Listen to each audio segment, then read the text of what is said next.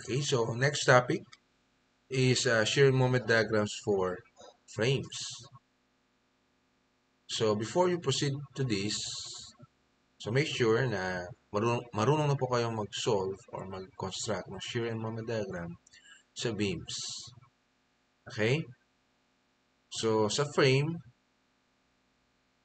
so huwag kayong mag-alala. So basically, ang ginagawa lang po natin dito is we're going to draw the shear and moment diagram per segment. Okay? So we have here an example. Kaya habang sinosolve natin yung example na to, i-discuss na natin yung mga rules, okay, mga do's and don'ts in constructing or drawing your shear moment diagram. Right? So we have here a frame. So first step that you're going to do is just like on beams, that we need to solve first for the reactions. Okay, so we have here the step number 1, solving for the reaction. So how many reactions do we have? So we have at point B, we have a pin support here. So we have two reactions, AY and AX. And at point D, we have a roller support, that is the Y, only one reactions, dy. So for solving the reaction, first is, as you can see here, the first unknown that we're going to that we can solve is the AX, because the AX is the only force or known force along the x-axis. Okay, so as you can see, we're going to use the summation force along x is equal to 0, positive going to the right axis, going to the right, yes.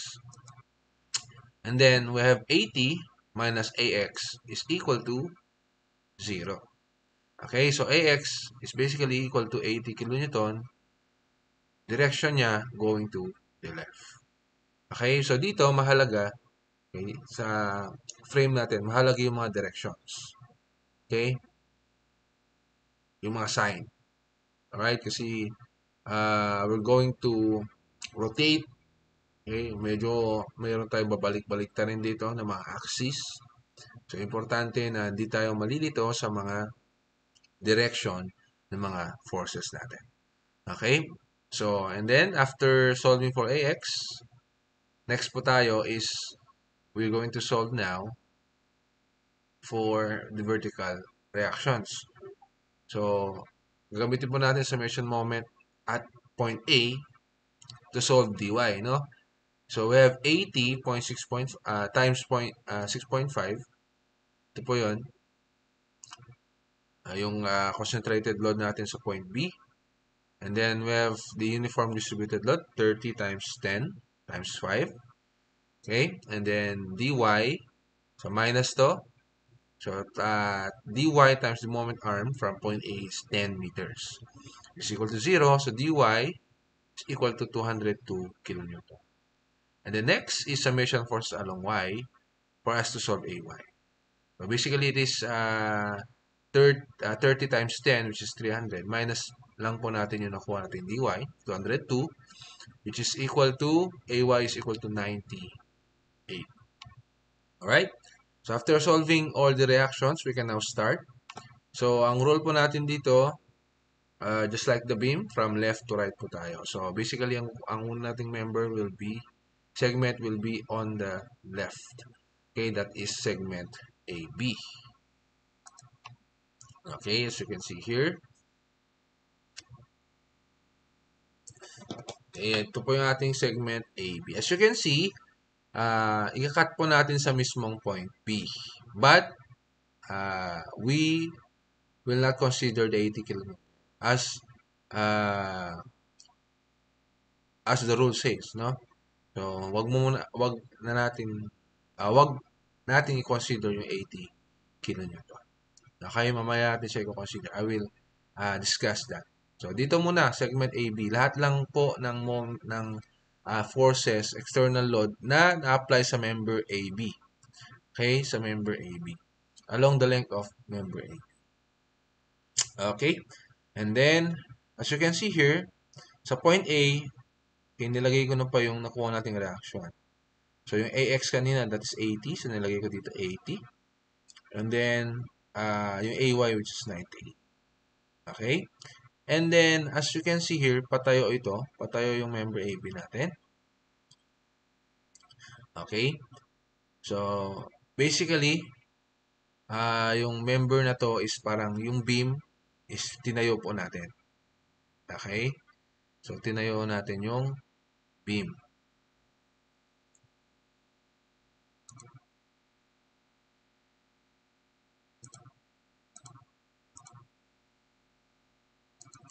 Okay?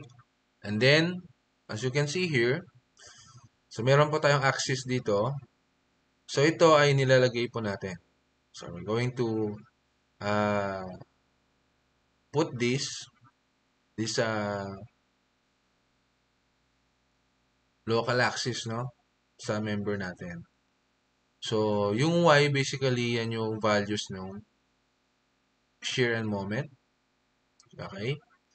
And then, yung X is yung distances, no? Okay? So, kung titignan natin, parang talagang pinatayong beam lang po ito. Alright. So, kung nasan yung Y natin, nandun po yung positive values. And then, yung opposite that Y axis will be your negative values. So, basically, lahat po ng nasa left, okay, left nung x-axis natin will be positive value. And then, lahat nung nasa right will be negative value. Okay? As you can see here, dahil kinat po natin sa point B, meron po tayong mga internal forces. Okay? Internal forces. So, dito, kung wala namang sinabi kung anong klaseng joint ito, so we assume na this is a fixed joint. Meaning, meron pong moment. Okay? Merong fixed joint, merong pin joint. Pag pin joint yan, or hinge, dalawa lang po yung maging reaction natin. So, BX and BY. Kung roller naman yan, isa lang. Okay? Roller joint. Pero dito, walang sinabi, so we assume na fixed joint po yan as makikita naman sa drawing. Continuous po. Okay? Yung member na yan. So, that is 3. Okay? Internal reactions. Okay, so we have here, of course, yung moment, MB. We label that as MB. And then, meron tayong BX dito. Okay, BX ang nilabel ko kasi sinusunod ko po yung axis na nilagay ko. Okay? And then, this is BY. So, yung mga direction is just assumption. Okay, but if you are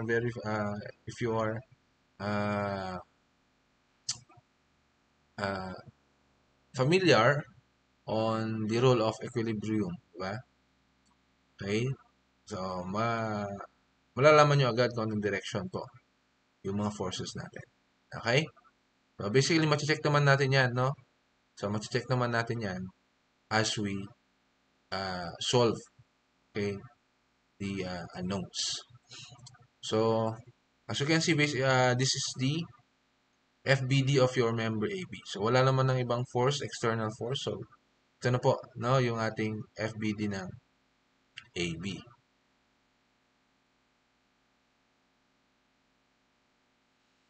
Alright? And then, solve po natin muna yung mga unknown values. Mauna pa na tayo sa BY. So, yung BY, masasolve natin yan using the summation force along Y is equal to 0, positive going to the right. So, we have BY, then we have the 80 kilonewton. So, BY minus 80 is equal to 0, and then BY is equal to 80. Okay, kilonewton. And the next is, summation forces along X is equal to 0.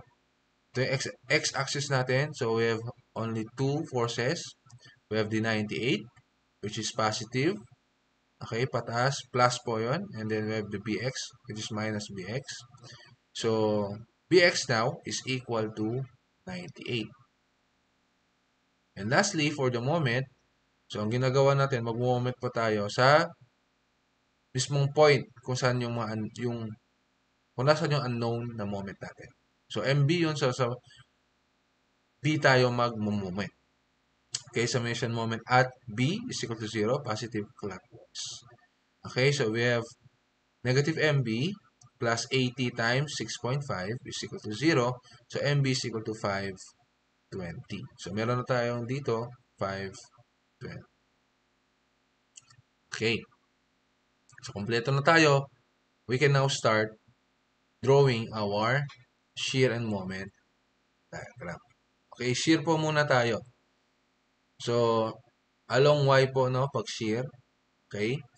So, from 0, akyat tayo ng, yan, 80 kilonewton. So, positive po yan, no? Akyat tayo. Or we're going to move to the left. Positive, no? Yan, positive direction. And then, wala pong load between A and B. So, constant, straight lang po yan. Pagdating dito, okay, meron po tayong 80 kilonewton dito. Yan. So, ito na po yung ating shear diagram. So, lagyan po natin ng kulay o shading para mas kita po. Yan. Ano po? Okay, so ito yung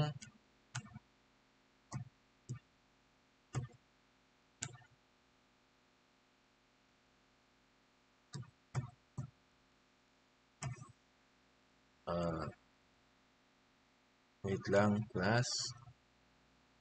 Yan. Yan. Yan na natin yung axis, no? Hindi makita yung axis natin. So, ito po yung x-axis. Okay, so positive 80. Alright. Lagay ko lang dito. Ito yung axis natin. Okay, x-axis. Okay. Next tayo. After shear, sa moment po tayo. So, ito po yung moment diagram. So, from 0, then wala pong concentrated moment. So, let's proceed to point B. Magkakaroon pa ng change na moment dahil po sa area ng shear na to. Okay. Ano po yung area ng shear na to? Which is 80 times 6.5. Yan po yun. Basically, it is 520. Okay. From 0 degree, next po dyan is first degree. Okay. Gets na po yan. Yan. Gets na po yan. Okay. So, and the next is from 520. Okay, rule natin pagka counterclockwise, minus po yun. So, from positive 520 minus 520, that is 0. Equal to 0. So, shade po natin. Ito po yung magiging moment diagram.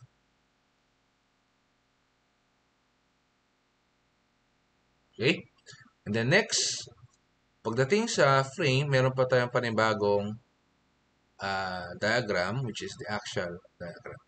Okay, the axial diagram, ang rule po natin doon, is pag yung starting point natin, let's say point A, at merong force po doon, external force or reaction. Okay, if that force is towards the point, negative po yan.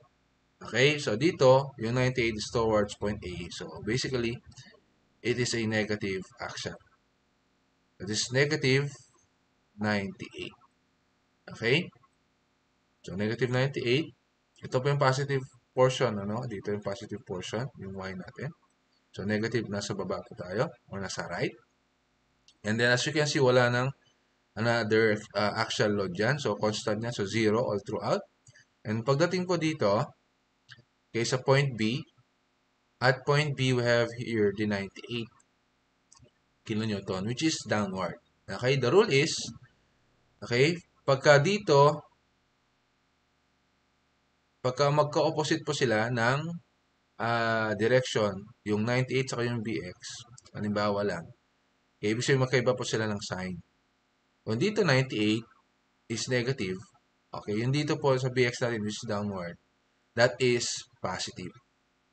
Okay, gets ba? Okay, positive po yan. So, from negative 98 plus 98, babalik po tayo sa 0. So, ito na po yung ating magiging actual diagram. Okay, shade lang po.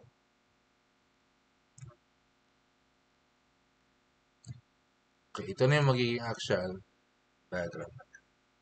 Okay, so tapos na tayo sa segment AB. So, next na tayo sa segment BC naman tayo. Okay, segment BC. But before that, ito yung isang rule pa. Pagka mayroong concentrated load doon sa mga joint natin or point natin, we need to consider that point. Okay? So, as dito sa point B, kasi mayroong concentrated load doon, so, consider natin mismo yung point B lang. Okay, point B. And then, as you can see, ito yung segment na to. Ito yung segment, a portion of segment AB and a portion of segment BC. Okay? Pero walang length to, Okay? So, just a representation. Okay? For each segment. Pero walang length. Okay? So, 80 kN nasa point B yan.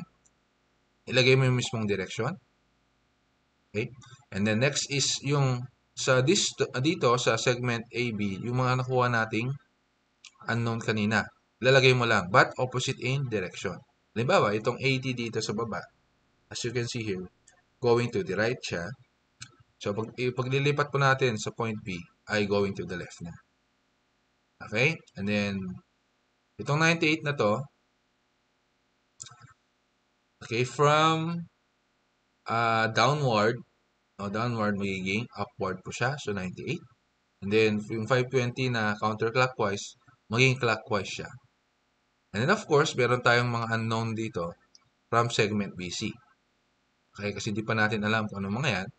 So, lalagay po natin MB, assume yung mga direction. But, as you can see, sabi ko kanina, pag marunong ka sa concept ng equilibrium, alam mo na kung ano magiging direction. Lalo pag dalawa lang yung force na yun. Okay? So, yung By natin dito, we assume downward. And Bx, we assume going to the left. And Mb, we assume na counterclockwise. Okay? Then, we're going to solve that using these equations of equilibrium, as you can see here. So, yung x muna ang una natin makukuha dyan, Bx, which is, we're going to use summation forces along x is equal to 0, positive going to the right. So, we have 80. Ito po yon. Ito pala. Kasi positive, no? Itong external, 80. Minus 80, which is this one. Ayan, galing sa segment AB. And then, of course, Bx. Okay, and then, Bx is equal to 0. So, 0 po pala ito. Okay. So, next is summation forces along y. So, which we have here, the By, negative. And then, we have positive 98. So, 98 minus By is equal to 0. By is equal to 98. And then, Mb, okay, so sa MB, mag-moment lang pa tayo sa mismong point B, dito sa point na to. Okay, mag-moment tayo dito. Of course, as I stated po kanina na wala pong length to mga to. So, approximately 0 yung mga length na yan. So, wala pong moment na ma-produce by this concentrated loads. Okay? Yung consider lang po natin sa point ito, yung mismong moment forces. Okay? So, MB lang po. MB. So, counterclockwise. So, that is negative MB. And then, yung 520 lang dito na moment. So, positive yan kasi clockwise. So, plus 520 is equal to 0. MB is also equal to 520. Okay? Yes. So, tandaan mo lang to mga nandito yung kinuha natin ng mga unknown. Yan po ilalagay natin sa segment BC but opposite in direction po tayo. Okay. So, next po tayo is segment BC na tayo. Say, drawing lang natin yung segment BC as you can see here. At ilagay po natin yung mga nakuha natin kanina. So, ang nilagay po natin dito is yung By natin, which is 98, going upward. Okay, dahil yung BY dito na nakuha natin is downward. Okay, MB naman dito is counterclockwise. So, ang lalagay po natin is, of course, clockwise. And then, ilagay po natin yung mga unknown dito, which is the MC, CX, and CY. Assume yung mga direction po niya. And then, isolve po natin gamit yung equations of equilibrium. And then, makuha po natin yung CY, which is 202.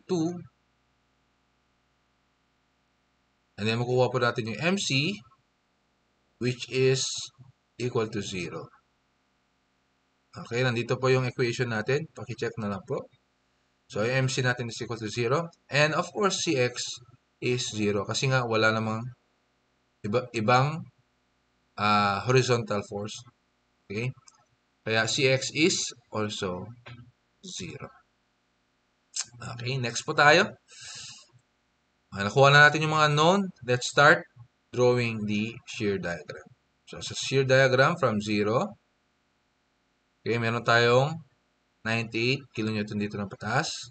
So, positive yan. Okay, so bumalik tayo sa beam, no? Ang positive is yung nasa taas, negative yung nasa baba. So, ito yung 98.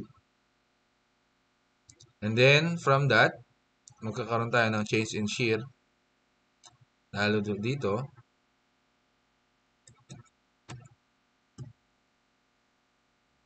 Ito yung 98. Dito na lang. So, ito yung 202. Okay, so 98. Wait lang ha. Okay, so 98 ito.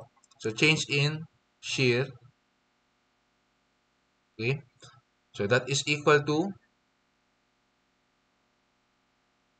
magkaroon ng change ng shear dahil sa area nito, no?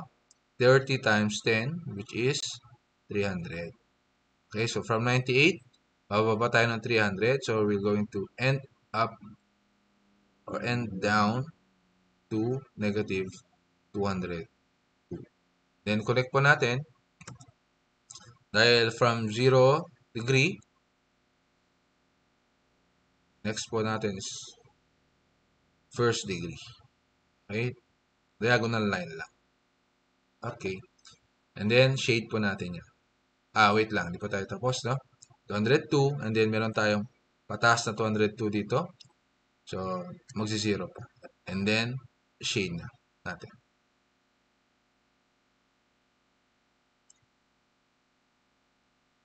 Okay, and then next is, isolve po natin yung distances ng mga to. So, we need that to get the area, no? So, let's say this is x1, and this is, or x na lang, pwede naman x, and then this is 10 minus x. So, masasolve natin yan using similar triangle. Tama? So, 98 is 2x is equal to 202 all over 10 minus x. So, pwede nyo gamitan ng calculator. So, 98 all over x is to 202 all over 10 minus x. So, lalabas na x dyan.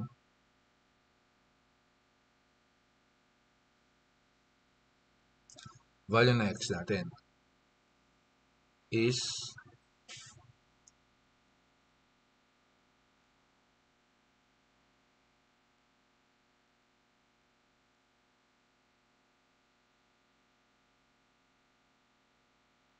ito na natin 3.2666. So, gawin natin mga 3 decimal para malapit-lapit. 267. And then 10 minus x is equal to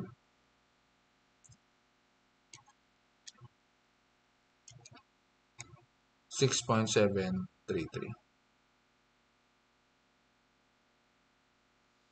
Alright, so after getting the distances, next is area po muna tayo. So, area nito. Anong area nito? Let's say this is A1. So, what's area of A1? 1/2. Base po natin is yung x, 3.267. Ang height po natin is 98. So, we have 160.083. And this one, yung A2 natin is 1/2 times 202 times yung 6.733, 680.033. Okay? And then, let's proceed to the moment diagram. So, the moment diagram natin from 0, meron tayong concentrated moment na 520. Clockwise yun, so ibig sabihin positive po yan. So, we have 520. And then from 520, merong change in moment due to this area, which is 160.083. So, i-add lang ho natin yung 520 plus area 1, 160.083, which is 680.083. Is 680.083. Ayan yun. So, second degree na to. Tama ba? Yan, second degree. And then next is from 680, bababa tayo dahil sa area na to. This is negative 680.033.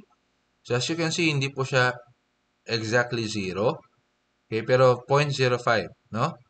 Okay, 0.05. So, approximately, magsi-0 po na. Dahil nag-round off po tayo kanina doon sa values ng x natin. So,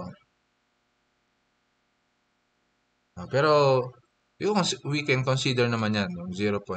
Wag lang 0.5. Okay? Kapag 0.0, okay, automatic, we can approximately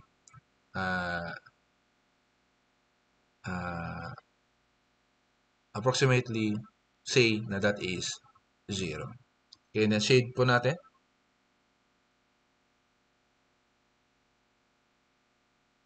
Okay, next is axial. As you can see, wala pong axial load, kaya po 0.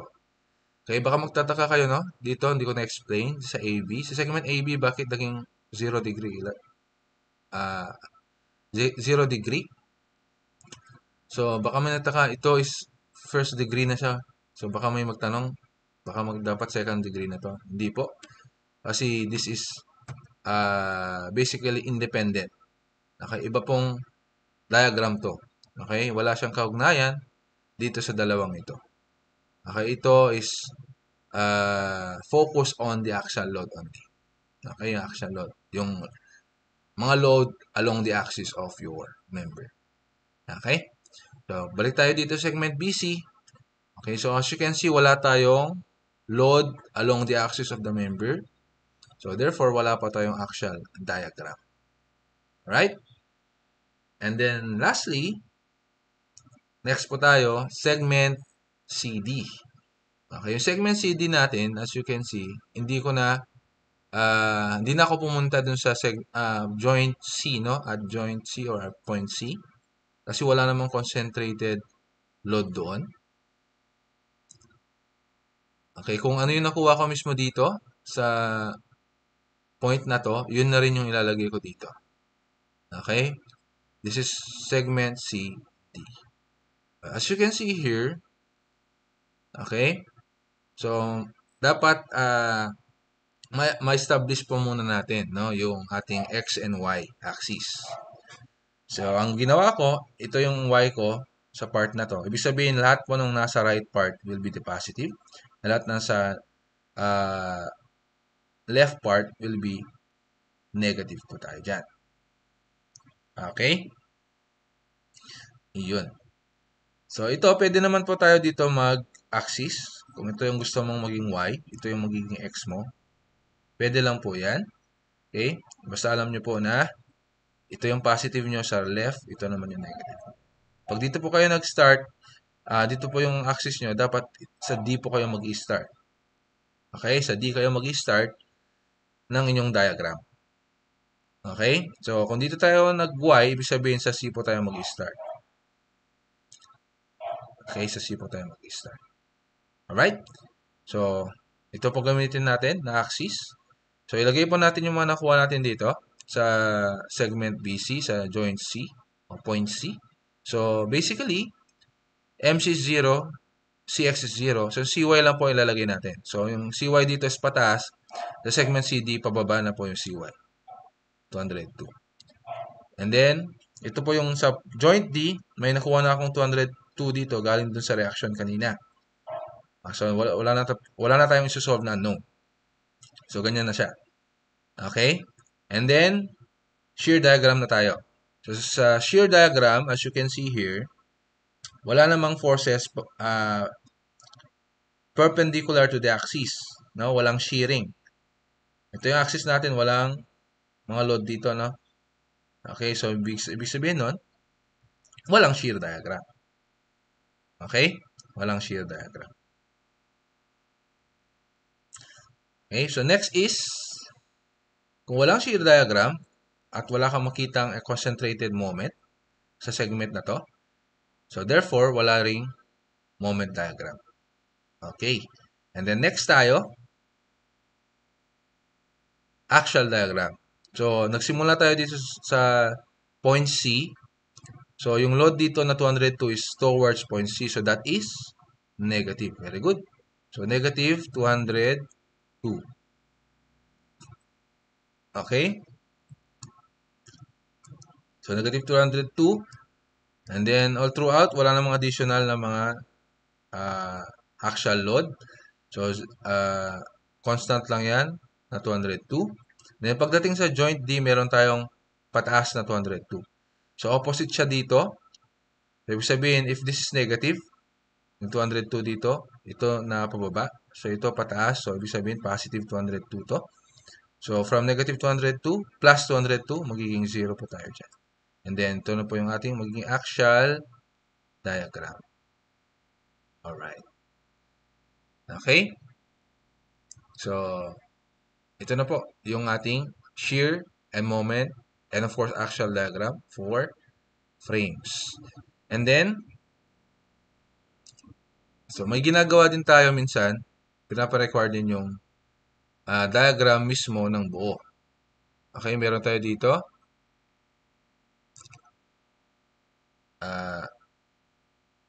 Pwede natin tanggalin na yung nandito sa taas. Okay. So, ipakita natin yung pinagsamang shear diagram ng bawat member. So, ito yung shear diagram. This is the shear diagram.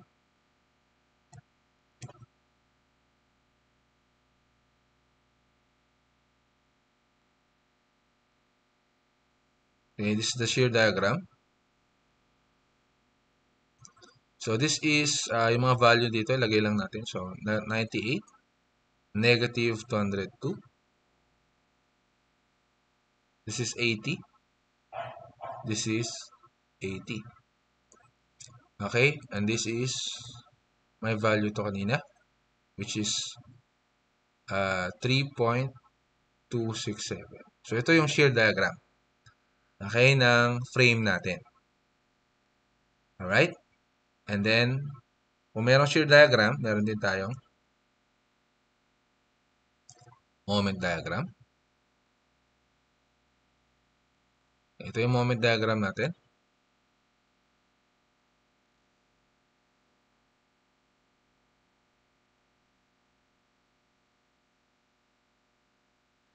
So, yung moment diagram natin, ito yung magiging mga values. So, this is 520. And also, this is 520. And this also, of course, 0. Okay, as you can see here, sa moment diagram, pagka joint na yan, no? Fixed joint, parehas po yung moment. Nakita nyo, parehas na positive 520. Okay? Alright, so next tayo is yung axial diagram. Ito yung axial diagram natin. As you can see here. So, dito yung sa AB, ano? So, negative ito. Negative 98. Okay, negative 98. Pagdating sa BC, wala nang axial diagram. So, sa CD meron. So, that is negative 202 naman. Okay? So, yung negative dito, sinasabi niya lang na compression. Okay? Pag negative, compression.